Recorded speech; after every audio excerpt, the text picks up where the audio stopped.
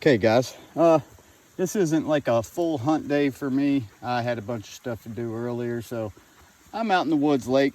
It's already after 2. My dog needed some exercise, but as I was walking through here looking at my cohosh patches and stuff, I found this pretty 2-prong. That's a nice healthy 2-prongs. Already dropped its berries. The berries have been scattered around. Now I am on some pretty steep terrain. I know it's hard for you guys to tell, but I'm going to show you how I snip these tops. Now, the next week or 2 coming up, I'm going to be in and out of town, coming back home. I got a lot to do. So I'm going to take today and visit as many of my ginseng patches. I'd say a lot of them are yellow after this cold spell and all the wind. Get off me. This one isn't yellow enough. You can see where it was eaten, it's starting to turn. But here, I'm gonna show you how I get my knife. All right, so what I'm gonna do is normally when they're yellow, I just grab the stalk and it pops right off of the neck. But when it's still green, a healthy stalk, if it's a real thin neck, you could break the neck off, and we don't want that. So let me see if I can't balance you on my knee here. All right, so we're just gonna take this knife, bam. See that? Now it's pretty dark hollow where I'm at, so I mean this plant could have photosynthesized a little more, but what I'm doing is I'm ensuring that that root grows another plant next year. All right, so what I'm going to do is I am going to chew on this through my iteration through the forest today, and because I mean you can't sell. I don't think you could sell the tops that you. Because if they look at that, they're going to be like, where's that 2-prong root? And you have no proof that you left it in the woods. I mean, other than you guys seeing it right here. But, you know, I saved my tops for tea. I might sell mine this year. I don't know. But I don't want to put in a 2-prong and raise any questions about my ginseng stewardship here. You know, I'm leaving the root. But what I'm doing is I'm ensuring that it'll come back next year with this little cohosh. You know, I've only did the bottom down there. See that little creek? I've only did the cohosh along the bottom. I haven't got this hillside yet for ginseng or cohosh. And I've already found a nice couple of plants. But for the most part, oh, what was that? For the most part, I'm leaving most of my cohosh. This is a real nice patch. It's nice and sparse. From up here to the tops, there's a little pine thicket up there. They don't really like to grow in pine, neither does seng. But between there and the creek, there are tons of patches. And Loki, I don't know what you're eating, but you better quit. He's a fool sometimes. It smells good. He likes to eat it like a damn kid. All right, guys, I just wanted to show you how you snip the top of a green one. Again, if you're trying to manage your ginseng and snip the tops, if you got to take them green like this, cut it with a knife so you don't break that neck. All right? Thanks, guys. Peace. Hey, guys, I just wanted to show you real quick, since we're kind of on the subject of good stewardship in the forest here. As you can see, that's a little cohosh. Cohosh right there. There's another cohosh behind it.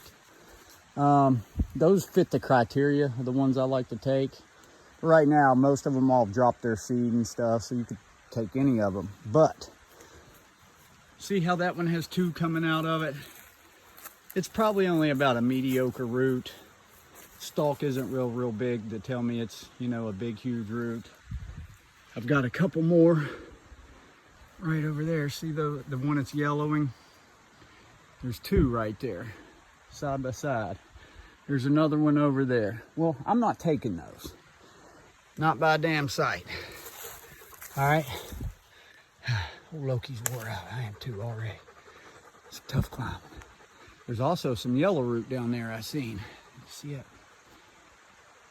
See those crazy looking leaves right in the center of your screen right there? Behind that gray tree?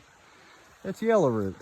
And like I said, the price of yellow root isn't all that high this year, but if I wanted to dig a little bit of it and kind of save it as like a little savings account, I could. But we're going to leave it. We're going to leave it. I just wanted to show you guys, just because it's here, you know, just because what you're hunting is right there in front of you. If you like to go back to your patches yearly and take a little bit from each, good stewardship's the only way to go. I mean, why wipe it out to where it's going to struggle for maybe a decade or two to get back to close to its former glory, you know? Why would you want to do that? Greed. I know the answer, but still, why? Why would you want to do it? There's another little baby. But you got to leave them, you know? I'll leave probably better than half of all the cohosh I come across. There's another one by that tree right there. It's not real hard, guys. You know, you might have to walk a little further. You might have to find several patches to borrow from each year. Hey, that's fine. You know, I'm not trying to get rich off of this stuff. It gets me out in the woods. This is therapy for me. Some cohosh up there, pretty good bit all along this hillside. There's more way back there where you see that yellow. I'm just seen another one over here somewhere. But mostly, like I said, I haven't checked this hillside real good yet. So I was just wanting to see what all seng's around and take a few of the cohosh that I find. All right, y'all, I'm gonna get back at it. I don't have my walking stick today, so I need my hand if I fall and bust my ace. All right, y'all. All right, guys, I actually found this patch not too long ago. They were still real pretty and green. I planted a few berries on them, but right here we've got 1, 2, 3, 4, 5, 6, 7, 8. A little patch of 8. And I think there was more than that when I first found this, so there was probably a couple that yellowed and died. But even though these are 3s right here, as you can see, this one's got the baby set of leaves. This one's missing a leaf. This is the only full set of leaf, this one right here. We're not going to take that one. And this one right here, same. These are young 3s. They need to stay put and do their thing for another couple of years. But I'm glad I refound these because I get to snip the tops. And in a year or two, maybe 3, maybe 4, it all depends. We'll come back and harvest some of these guys. We'll just keep an eye on them, you know? All right, guys, I got to get to work. Losing light. So we're about out of time for the day. I was just checking a couple more little spots. If my shift cable for my side-by-side don't come in tomorrow by at least 10, 11 a.m., I'm coming back up here. But check this out. Look at this big purdy 3-prong and full leaves. I like when you see those big stems between the, where it all converges out to the leaf. This part right here. You always know it's a good old plant. I just found a monster root there a little bit ago. It was on a little 3, but again, I should have recorded it. But as a testament to the stem diameter and bigger roots idea that I have, backs it up. Ooh, I see another seng up there. It's turning yellow. Looks like a little 2-pronger. We'll snip it. I've probably snipped about a dozen, maybe 15 little 3s and 2s. So this patch is getting better and better, guys. I just got to stay on it and make sure people that sneak back in here are not finding anything, especially this time of year. It's so easy to spot the yellow ones. But as you can see, there's a little cohosh there. That's actually a nice stem on that one, the one with the yellow top. Then another nice one right here. I'll probably take this one and I'll leave that one. Get off me, bug. But I'd say there's more seng if this one big purdy 3's right here.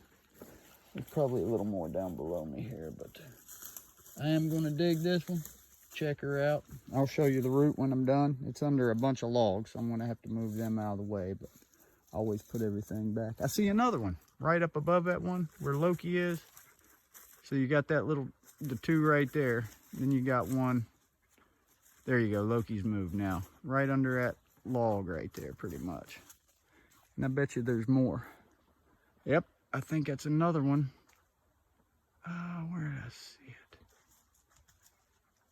it? Is that? No, that kind of looks like yellow root. Well, anyways, I'm gonna look around here. If I find anything else nice, I will bring you back and show you. But let's dig this pretty three, see what we find in there.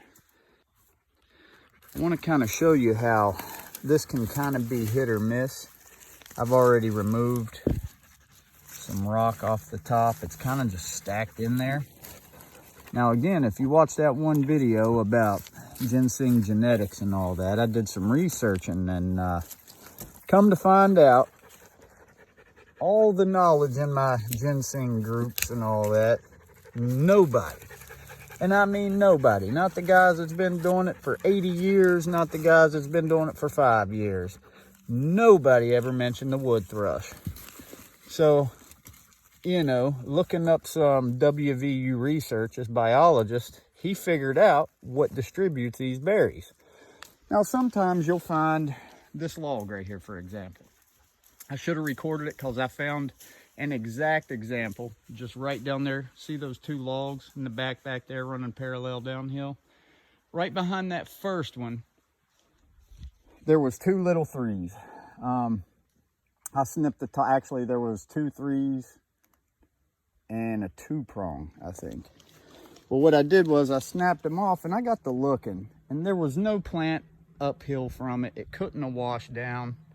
And then I remembered, because this is fresh information to me too, the wood thrush takes these berries and plants them where they know it's going to succeed.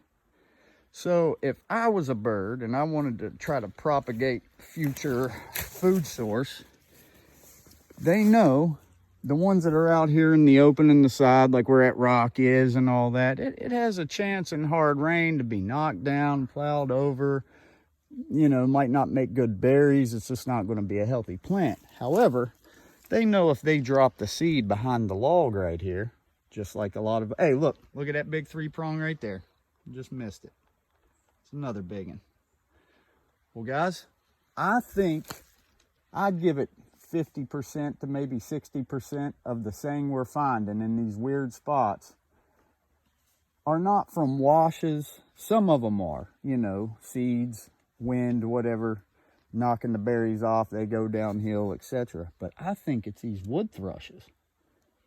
I mean, everything in nature has like a relationship with something else, a symbiotic relationship is what they call it. And ginseng's animal is the wood thrush. And again, this information has not been shared by any of the ginseng community because they don't know. There's a lot of folklore in ginseng and a lot of myths, and nobody actually looks at the hard science of it all. They just carry over information what their grandpappy taught them and so on and so on.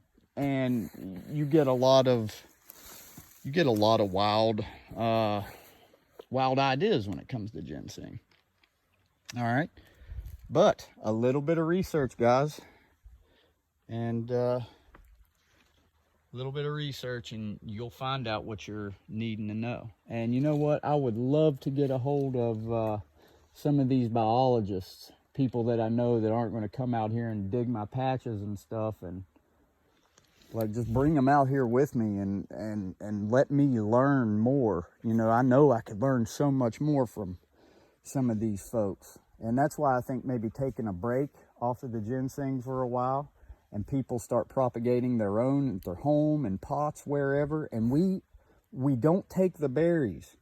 We should leave the berries for the wood thrushes and see what we can do to bring the wood thrush population back up and let these birds naturally plant them where they know they're going to propagate better. Better an animal that's been programmed this way for thousands of years than a couple of bipedal apes like us. All right, guys, it is getting dark, as you can see. Let me see here. I have 1 hour and 15 minutes roughly to where it's going to be too dark for me to see real good in here. However, the sun is going to be going down this way with the slope of the mountain. So it might actually be more like 1 hour and 30. If I got any lower though in the hollow, you know, it'll get a lot dark quicker. But where I'm at, I'm kind of like halfway up, and I'm coming around the front of this ridge. And my house is not far, so I just wanted to share a little bit of info with you guys. I mean, it's not rocket surgery here. You know, it's a plant that makes berries, but if you look into it, it's so much more than that. There's more to learn about this ginseng stuff, and I love it. Like, I'm hooked. I want to help this plant succeed for the rest of the time I'm alive, and I want to do everything that I can to do that. I love this plant. I think we mistreat it just like we do everything else in the world. But if you're a good steward, you won't have any problems. But I wanted to share that tidbit with you guys. Wood thrush, check it out. Wood thrush, ginseng, WVU. You'll find the articles. I've already shared it once, but get you some of that info. Peace. That's that first 3. Look at those crazy hair roots. I skinned one side of it, just a little tiny section, right there, that white spot. I accidentally skinned it. But look at all that rock. It was wedged in layers of rock like that. So, all right, let me get over here and check this other one. There's that other 3, guys. Part of that neck was actually above soil, so I knew when I seen that neck, it was going to be a real nice root.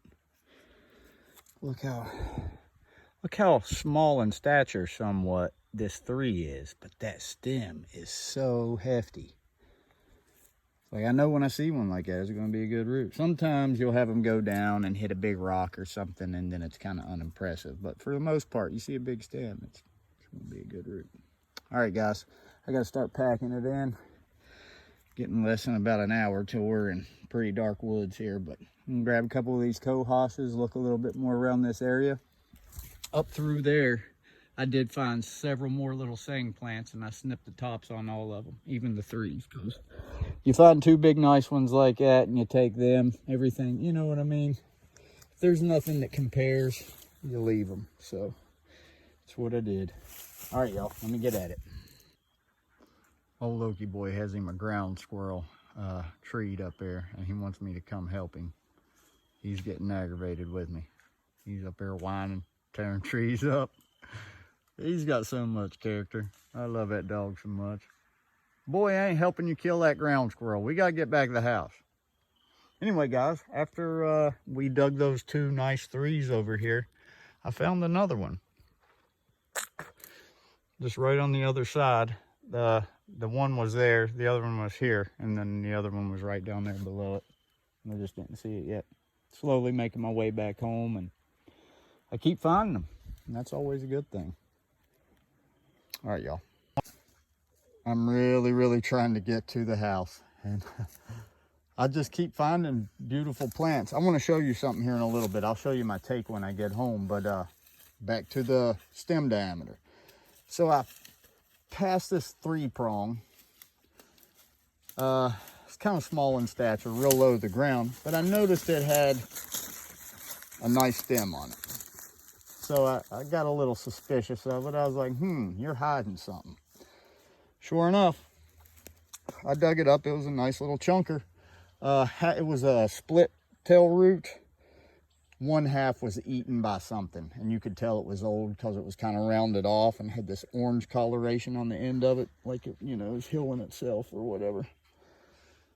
So that kind of sucks. It probably would have been like a 1/2 ounce root if it was intact. It's probably more like a 1/6 of an ounce. You know, decent average root, but I kept it. But I keep finding them, and it looks like I'm getting a little closer to the edge, so I just bought myself more time.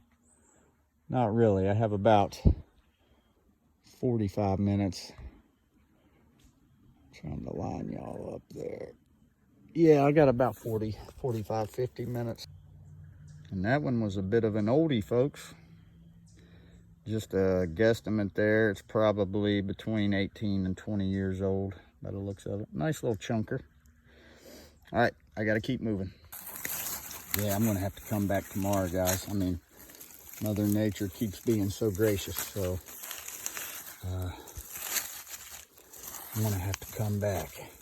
But wait till I show you how many tops I've snipped, how many plants we saved for at least one more year. It'll be cool. All right, guys, let me dig this. All right, y'all, you'll have here, I'll turn it off. There we go. So, as you can see here, comparison to a toothbrush, I mean, these are some pretty nice roots. Some pretty big chunkers here. Some real nice ones. So that's what I got. Boy, some of them are old too, looky there. Even these small ones over here I got. Old as sin. And you know, like this one for instance. See how it's flat on this side? It wasn't eaten or anything. It was growing right on top of this piece of sandstone rock. Well, it was growing on top of one, this part was growing on top, and this was pressed right against the side of another one. And it was just boxed in on all sides, and I seen how old it was. And I'm like, you know what? That's a little chunker, and it's old. It's about as big as it's going to get. It was probably at the point where sometimes you find roots that start like rotting off and dying off. Matter of fact, the side, this one right here, see this little set of tendrils on this one? It was actually in a situation, it was real gooey, and see that? Yeah, this part of the root rotted off recently. I don't know if it was due to damage or what, but yeah, it's soft right here. There's stuff in it. This might be one, I might have to cut that off just like a bad vegetable, but this down here is in good shape. It's just this one little part. And that sucks, because that's a big old root that's got some kind of rot going in it. But yeah, that's why I take some. It's like this. If you see them big old long necks on them, you know, if you look, that one's probably 15 years old or so, and if that's as big as she's going to get, that's it.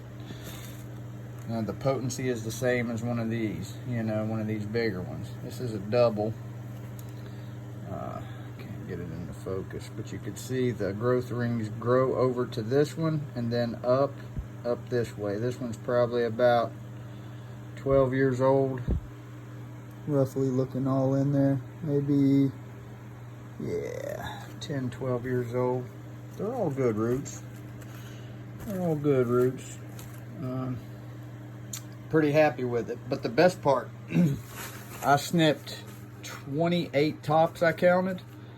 And that's the ones from the good ones I took. These were all attached to the roots over here. But these right here, those are all ones that I saved that will be able to propagate next year. So that's awesome. It makes me feel good when I can ensure their survival for another year. And a lot of them were about covered up with leaves, yellowing, looking rough. There's 3 prongs in here, which I kept the 3-prong tops.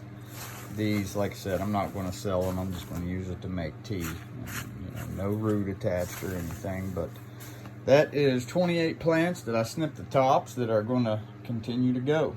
Now, over here, I just wanted to show you, up there's some of my larger, better roots, okay?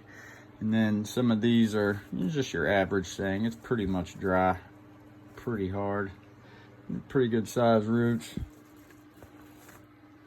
Yeah, I don't take a lot of little ones or anything, man. I try to let those dudes go. Sometimes you'll dig one, a big one, and where it's dropped berries around it, there will be little, you'll know it's a ginseng root, just a little baby. And what I do is I'll set it to the side with the berries or solo, cover everything back in there, and then give it the center of the hole where I took the big one. You know, if it seems to like a spot, might as well keep it going.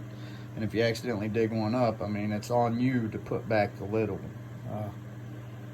One time I forgot about one. It was about yay big. I set it on the side, I covered the hole up, and I was already down the path a good ways, and I remembered it, and I went back. I tried to find the little guy, and I couldn't find it. I remember I was kicking myself in the ass about it, but, you know, once you do it enough, you'll stay diligent on it. But All right, guys, I ain't going to yak much more. I've got a bunch of cohosh to clean. You can see I got some good dry, crispy cohosh.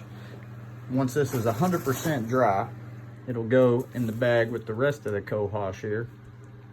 And then I'll leave the bag open. I usually put a little stick in there, open it up so air can continue to flow through. But you want it crispy dry. You want it, you hear that? Yeah, that's what you want. But there's still a couple little chunks down at the bottom down here that has a little bit of moisture. Actually, for the most part, this is about dry. So I'll wait till morning, or when I'm done chopping the cohosh this evening, I'll put that in there, and like I said, just leave it propped open, and that's how I keep it. And right here by my dehumidifier, and the way, all right, I'm going to show you the way my tables are set up. I have newspaper on top of screen, right, and I have a couple sawhorses underneath there holding it all up. Well, putting the newspaper on it, it absorbs moisture out of the root after you wash it. And the way I have this set up on the table here, this hot air blows out right underneath here, right? And it heats up the bottom of my dry table. All right, so anything I put on it, ginseng, it just gets a little bit of ambient wind from my fan here. You don't really, some people put it in dehydrators, some people speed dry it in car windshields. Like, I've noticed that if you, for example, I had a split tail root. It was one of those that came down like this and then had two even splits off the bottom, kind of like a fishing lure. It was kind of setting out here where the fan could get it, and it was getting the warm air coming out of the exhaust of my dehumidifier, right? Well, the outside dried quicker than the inside, and it caused it to rupture and split, and it started curling back. Like, you know, this part would have been curled up here, and I was like, that's not good. So now I keep my seng over here. It's kind of out of the way of the fan. It stays nice and dry down here, and that's all you need. Just a little bit of ambient air. I have it sitting on paper towels, which will help draw moisture out. That's how I do my seng. But the cohosh is much denser, and there's a lot more of it. It gets moisture in it, it gets moldy, and then you have product you can't sell. And my buyers really like my cohosh. I take a lot of time. I have my own process here, and as I dry these small batches, I just keep pushing it back. Fresh batch, push it back until I got about a full sack, and then I take it to market. So that's kind of my process. I know I haven't got a chance to show you guys how I do my cohosh and my ginseng set up here, but it's really quite easy. I usually just take my ginseng and kind of wipe it off with my thumbs. You want to leave, sometimes I use the toothbrush. There are sometimes I'll go out, I carry it in like a mesh bag, but I started recently putting plastic because if it starts to rain, it washes all the dirt off rubbing on that mesh all day, and your roots will be too clean by accident. And the buyer likes to see the dirt in these rings right here, the stress rings. They like to see a little bit on there. So once it's dry, you want it to be kind of like a dirty cream collar, like that. This is how your buyer likes it. No big chunks of dirt, not too dirty, but enough to where they can really see the detail in the root. If it's too clean, it looks cultivated, and it's not as sought after. They like to have a little bit of dirt in there. So that's my process, guys. I tried to show you a little more in depth of how I maintain my stewardship as the season goes. I'm not digging that much cohosh out of the patches around my home anymore. Just if I see a gigantic one in a big patch, I'll usually take it and let the other ones go. You know what I mean? I'm not out here slaying the woods, guys, by any stretch. But I went for cohosh, ended up with some big pretty seng like this, and I got to save the lives of 28 different plants. Plus I chewed one, so that's 29 actually. And there's more up there. I actually left a couple little green ones in the last place I seen ginseng today. So when I go up there tomorrow, I'm going to be able to kind of hone in on that spot, and I know where I left off. But if I would have snipped all the tops of them, I would have You know, woods is dense, it's steep. I like to try to find my exact jump off point that I was last at, you know, and yeah. Look at the size of them stems there. These are some of the ones off I harvested. All right, guys, I've already been yakking too long. Peace.